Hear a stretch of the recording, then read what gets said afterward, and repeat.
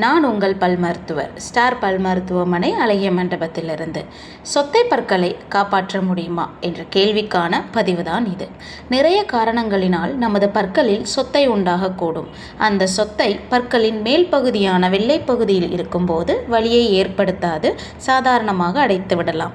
அதே சொத்தை இன்னும் ஆழமாக போய் மஞ்சள் பகுதியை நெருங்கும் போது சிறிதளவில் கூச்சத்தை உண்டாக்கும். அப்போதும் சாதாரணமாக அடைத்து விடலாம்.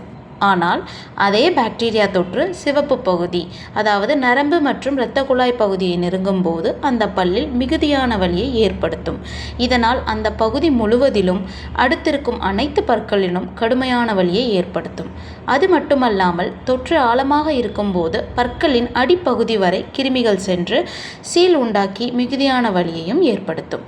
இந்த சூழ்நிலையில் அந்த பல்லினை எடுக்காமல் அந்த பல்லின் வாழ்நாட்களை அதிகப்படுத்துவதற்கான ஒரு சிகிச்சை முறைதான் வேர் சிகிச்சை. முதலில் பாதிக்கப்பட்ட பல் மரத்து போவதற்கான இன்ஜெக்ஷன் போடப்பட்டு அந்த பல்லின் மேல் பகுதியில் சிறிய துளையிட்டு உள்ளே கெட்டுப்போன வேர் குழாய்களை ஃபைல் என்னும் கருவியை கொண்டு சுத்தம் செய்வோம்.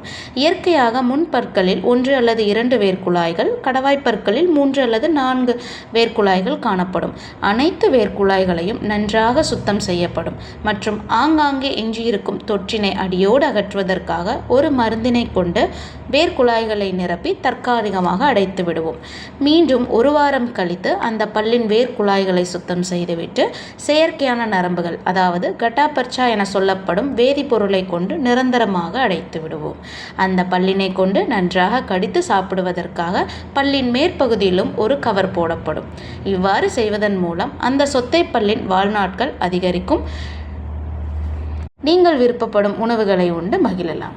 என்றும் உங்கள் நலன் கருதி ஸ்டார் பல் மருத்துவமனை.